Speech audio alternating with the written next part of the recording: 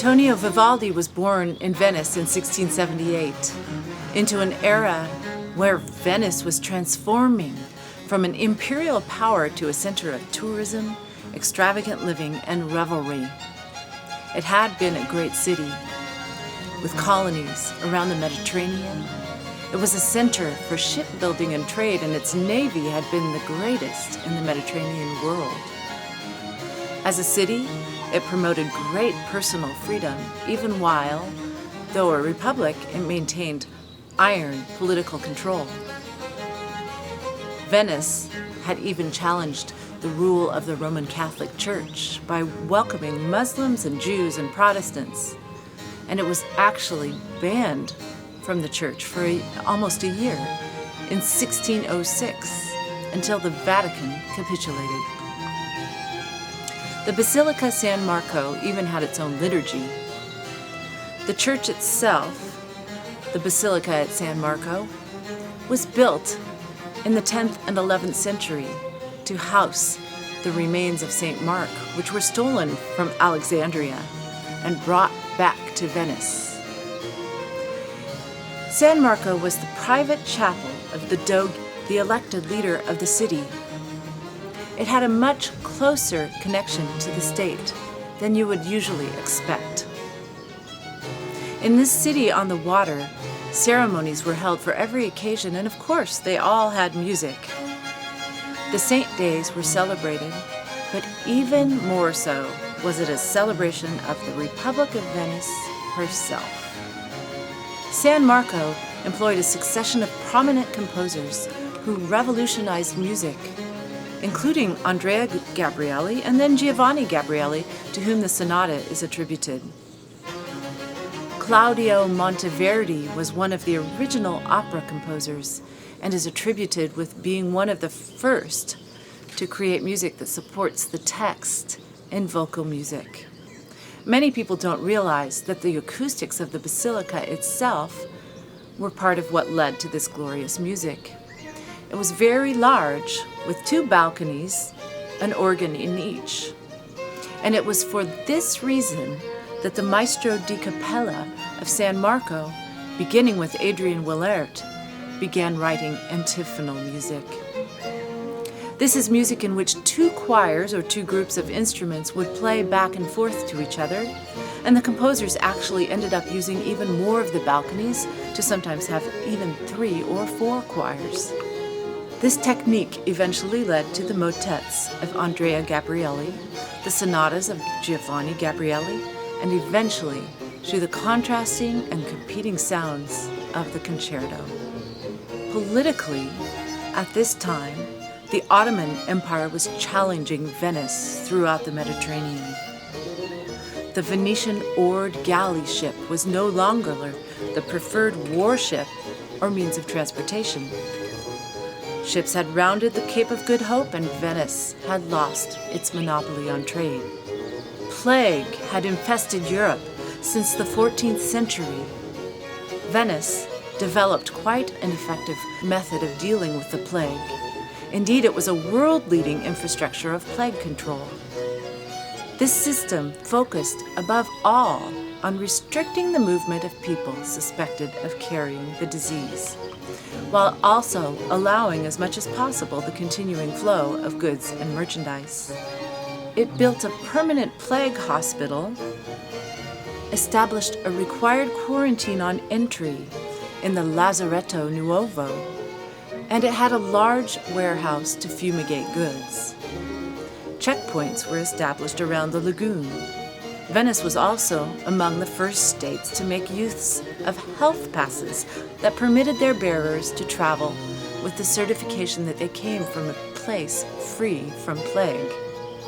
Despite these measures, the plague returned to Venice several times, with a large outbreak in 1575 killing 1/3 of the population.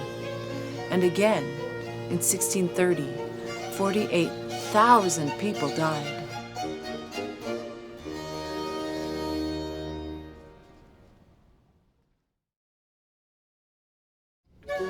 In 1669, just before Vivaldi was born, Venice lost its last colony in the eastern Mediterranean, the island of Crete, to the Ottoman Empire. Wars continued throughout Vivaldi's life until finally the Treaty of Passarowitz was reached in 1718, and Venice entered 80 years of peace. At Vivaldi's time of birth, the city was on the verge of bankruptcy. But with the coming of peace, the economy flourished. Venice had become the espionage capital of Europe. Its focus was turning to beauty and being a destination for travel. Arts and culture flourished in the 17th century, especially in music. 1639 saw the first public performance of an opera. The world's first opera house was built through the inspiration of Claudia Monteverdi in Venice. Venice was especially attractive to tourists, including for the young men experiencing the grand tour. Venice had a full 3 months of carnival, associated with various religious celebrations. Masked up, people could do what they liked. So this was the climate into which Vivaldi was born. He was the son of a barber who was also a violinist at the Basilica of San Marco. He studied music with his father and with Giovanni Legrenzi. Antonio was trained as a priest, and he was nicknamed the Red Priest because of his shocking red hair. He had a bronchial ailment, possibly asthma, and he was excused from saying Mass after he couldn't get through the liturgy. One account said he left the service because he had a sudden musical inspiration and went to write it down. Apparently, he only coughed during the service, perhaps because of the incense. Vivaldi ultimately found employment at the Ospedale della Santa Maria Pietà in 1703, where he was employed off and on until 1738, first as a violin instructor and then as the Maestro di Concerti. This charitable institution, the Pietà, was founded during the Crusades as a hospice for pilgrims, but by Vivaldi's time it had become an orphanage and school for girls. It was the custom in Venice to keep the wealth in the family by only allowing the first son to marry. So, as you can imagine, there were lots of illegitimate children. These children, or babies, could be left at a screened rotating door anonymously at each of the 4 ospedali in Venice. The boys and girls were separated, and those girls who were musically gifted were trained in music. The Pietà became a famous music school with an orchestra and a choir and training in many instruments. The girls performed for the public when the theater was not in season. By the early 18th century, the school was regarded as the best music school in northern Italy.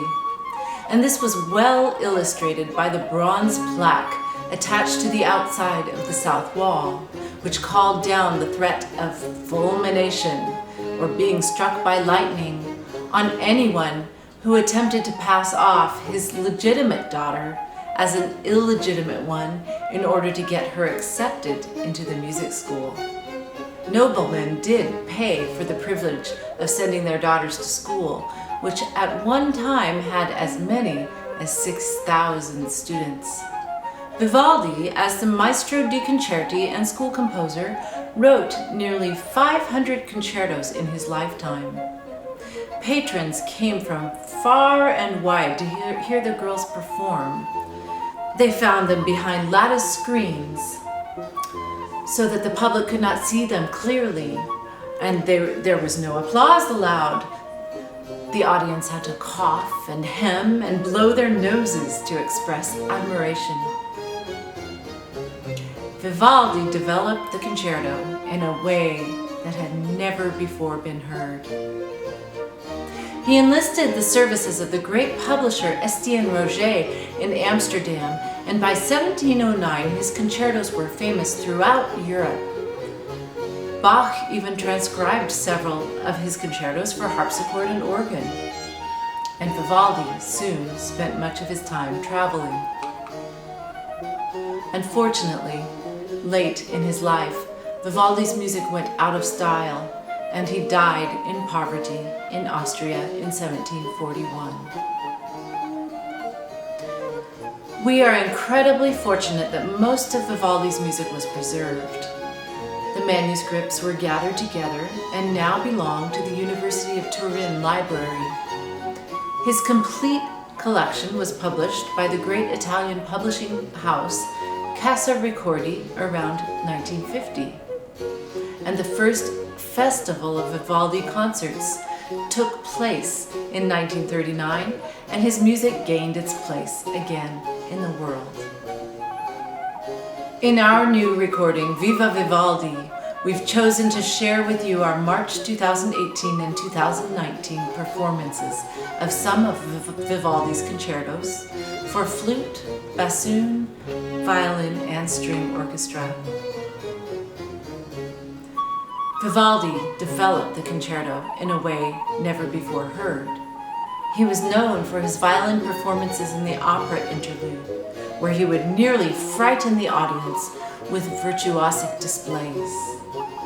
He applied this virtuosity to his concertos, which heavily influenced violin technique as well as the concerto form.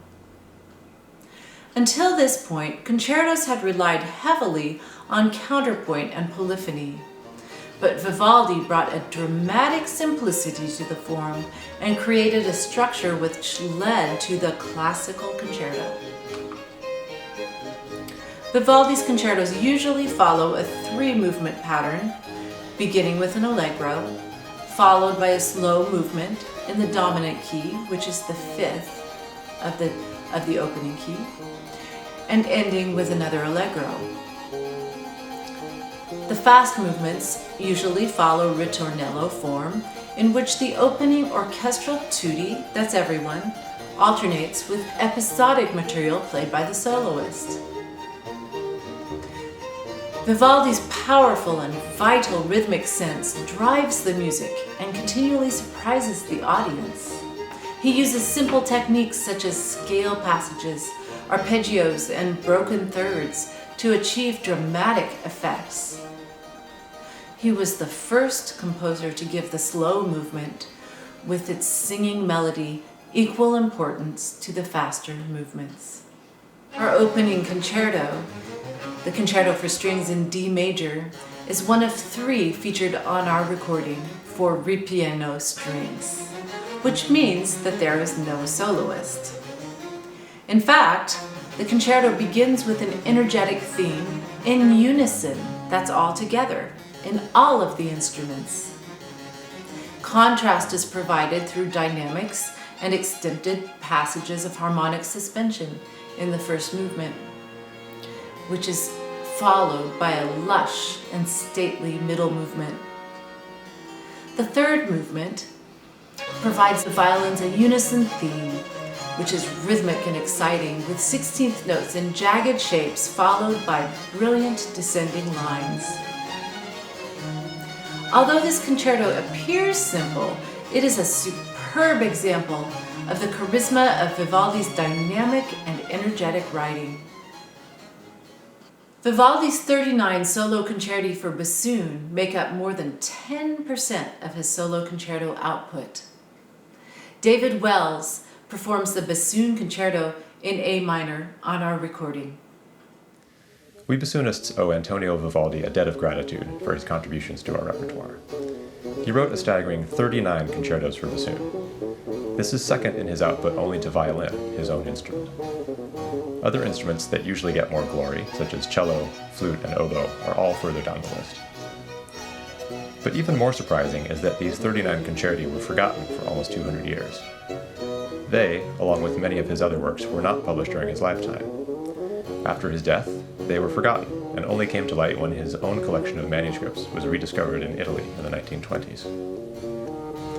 Because his bassoon concertos survived only in what were basically Vivaldi's own archival copies, there's a great deal that we don't know about them. For instance, we don't have exact dates for any of them. Scholarly analysis of the paper he used, his handwriting, similarity to other pieces he wrote, and more, suggests that he wrote them in the 1720s and 30s. But there's a lot of guesswork involved. We also don't know why Vivaldi decided to write so many concertos for bassoon. Only 2 of the 39 bear dedications. One is to one of his patrons, the Count Wenzel von Morsen of Prague, to whom he also dedicated the Four Seasons. Another is dedicated to a Venetian bassoonist named Giuseppe Biancardi. It has long been assumed that he wrote the remaining concertos for one or more talented young women bassoonists at the Ospedale della Pietà, where he taught for much of his career. But unfortunately, there's only circumstantial evidence for this. As yet, nothing has been found in the Pietà's records about bassoon concertos being performed, bassoon teachers being hired, or even bassoons themselves being purchased for the school. Whoever Vivaldi wrote his bassoon concertos for, they must have been exceptionally talented, both to inspire him to write so many pieces and to navigate the often wickedly difficult passage work. Vivaldi exploited the entire, nearly 3-octave range of the Baroque bassoon in his concertos. He demands blisteringly fast scales and arpeggios, and writes plenty of finger-twisting passages. But for every awkward line, there are many more that lie exceptionally well on the bassoon, showing that Vivaldi clearly knew how to write well for the instrument. The concerto I'm playing here is one of 4 he wrote in the key of A minor. It broadly follows the plan for concertos that Vivaldi made more or less standard. It's in 3 movements with a fast, slow, fast configuration. The first movement opens with this rambunctious theme full of trills that I just love. I like to describe it as piratey sounding. This theme comes back a few times later in the movement, but it's interspersed with more tender and heroic moments. The second movement is in a simple 2-part form. Each section is repeated, which gives the soloist ample freedom for ornamentation or even improvisation the second time through. The third movement is a bit odd, in that the soloist takes the lead right from the start, rather than waiting for an introductory ritornello from the orchestra, as is the usual practice. I'm sometimes asked which Vivaldi concerto is my favorite, and my answer is generally whichever one I'm currently playing or have played most recently. So, I'm happy to share with you my current favorite, Vivaldi's Concerto in A minor, RV 499. The flute concerto, Il Cavallo, or The Horse, performed here by Kathy Apple, was written by Vivaldi in 1729. It must have been a very genteel, well-behaved horse that Vivaldi had in mind. The horse is most characterized by the up and down motion provided by the jumping octaves, 6ths and 5ths throughout the first movement. The flute happily dances around this structure in the string instruments. The pastoral air of the middle movement brings to mind Vivaldi's writing in the slow movements of his concerto La Notte. The third movement is unusual in that it entirely features the flute with accompanimental strings with no orchestral ritornellos. One of the things for which Vivaldi is famous is the sheer quantity of solo concertos he wrote, nearly 500. Amongst those is a set of 6 composed for traverso and published in Amsterdam in 1728. A lot of Vivaldi's concertos bear descriptive titles. In this set is La Notte, the Night, Il Gardellino, the Goldfinch, and La Tempesta di Mare, the Sea Storm. Now, the one you're about to hear doesn't bear a title in the original publication, but has been nicknamed Il Cavallo, the Horse. Most likely, this is from the leaping octaves that you'll hear in the first movement and the galloping rhythms that you'll hear in the last.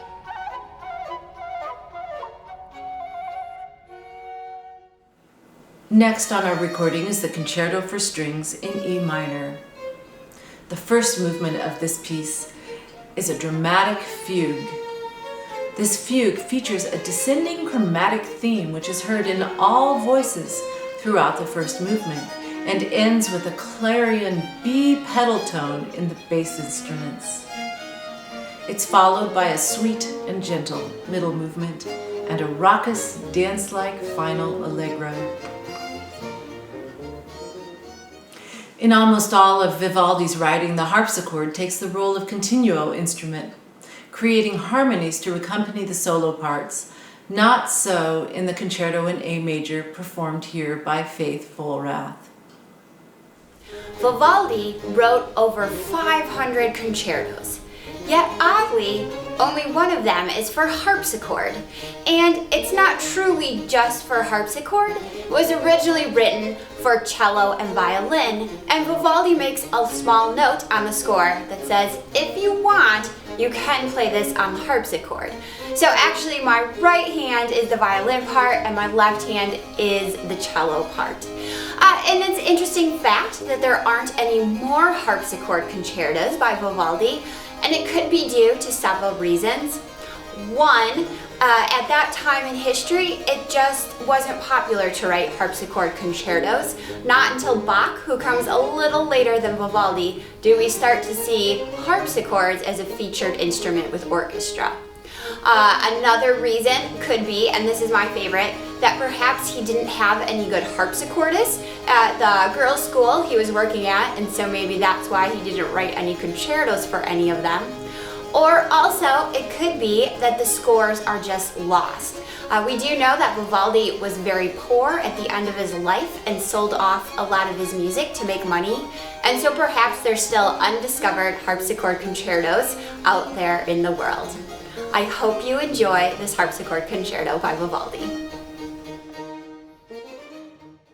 Of all the concertos on our Viva Vivaldi recording, the violin concerto in E minor is the most dramatic.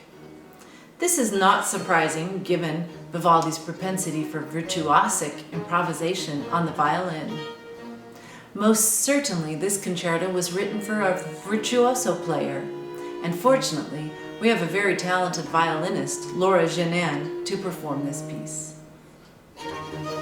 The first time I played Vivaldi RV 273 was for my master's recital. I immediately fell in love with it because it's written in my favorite key of E minor, and it's incredibly exciting and beautiful. The first movement opens with excitement in the orchestral part. The solo violin begins with a lovely melody, and almost immediately tasks with challenging bowing techniques, fast triplet passage work, and double stops, all within the first 2 pages. The middle largo movement begins with a beautiful orchestral introduction, which is followed by another gorgeous solo melody, which of course is not easy to play. The last movement is filled with more passage work for the soloist. This piece is incredibly satisfying to play, and I hope you enjoy it as much as I do.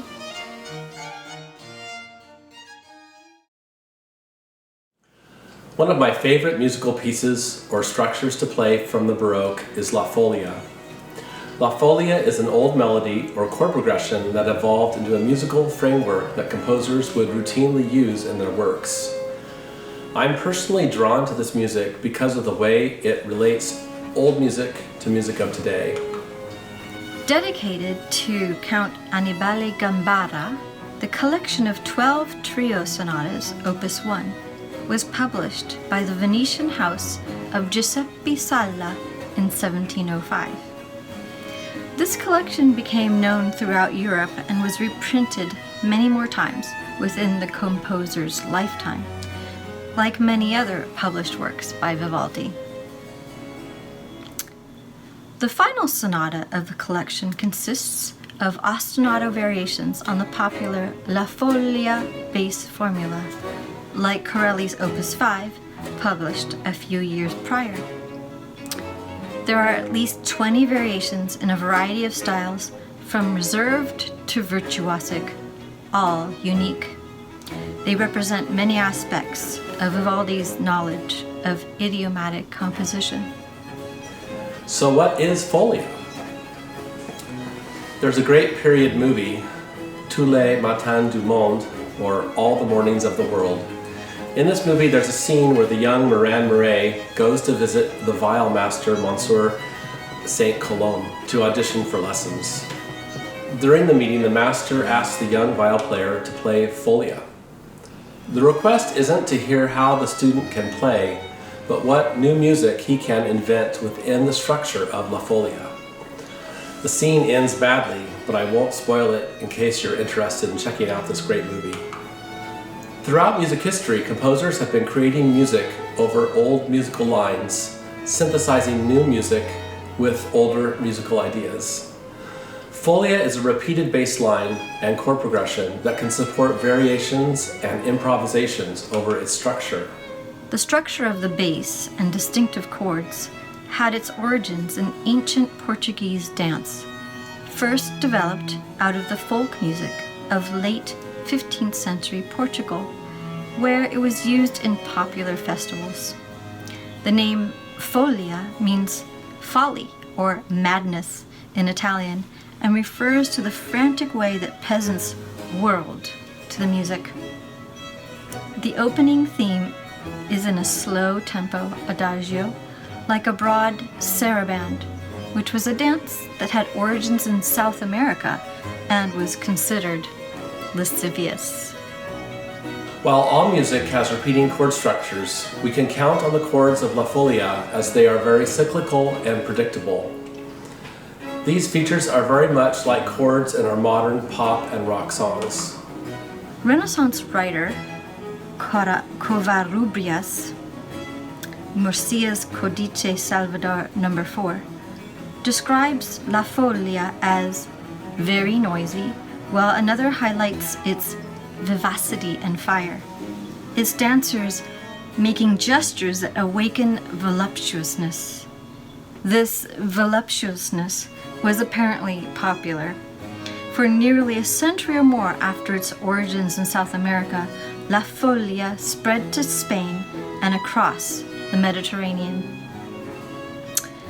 The dance seemed to have been especially popular in the 16th and 17th centuries, initially in the Spanish colonies, before moving across the Atlantic to Spain.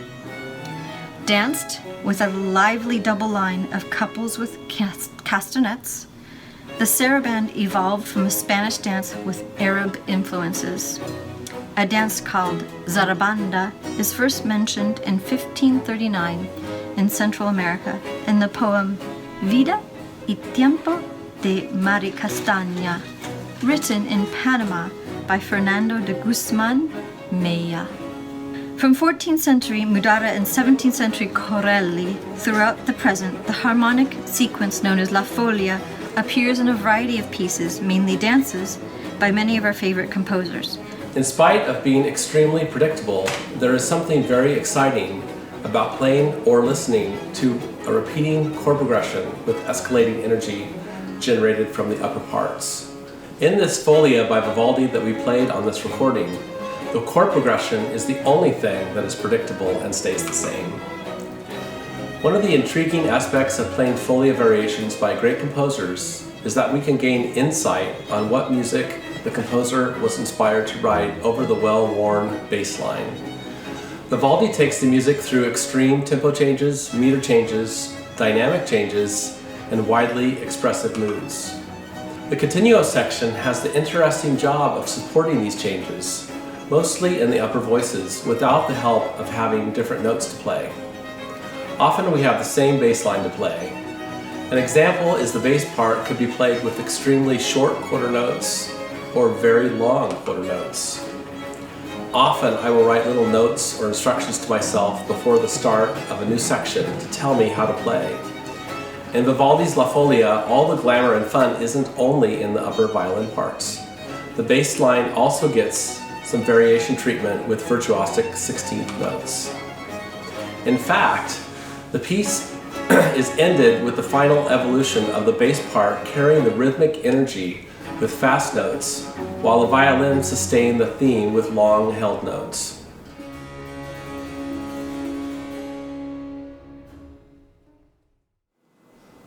The Concerto for Strings in D minor is another exciting concerto written for string orchestra. In this three-movement concerto, the first movement features the violins playing rapid 16th notes in unison against a bouncy bass line, in our performance, is accentuated by the use of the bassoon in the continuo. This frames a simple middle movement of cadential chords. We've chosen to have our players take turns ornamenting each of these harmonies. We are led into another exciting allegro movement in which the violins are again in unison, but the bassi, including the cello and bassoon, get to join in the fun on some of the downward scales. So we're talking all about Vivaldi today, and Vivaldi has always been one of my favorite composers to play, which may seem unusual, being a violist, seeing as how Vivaldi never wrote a solo piece for viola, especially compared to the many beautiful pieces that he wrote for solo, cello, and violin. So you might wonder why I like Vivaldi so much. Well, the truth is that Vivaldi used violas in a way that was new and unusual for his time. We get to do many things as violists in Vivaldi concertos that are amazing and fun and unique and just really great to play. So for instance, he uses the viola, the middle sound or the tenor of the ensemble, in ways that are unusual for the time. So he'll have the viola occasionally will double the violin part, maybe an octave lower, so you have a parallel melody going on. Sometimes he lets us be with the cello. We get to play the bass part. Sometimes he even leaves the cello out entirely and we get to be the bass part all by ourselves.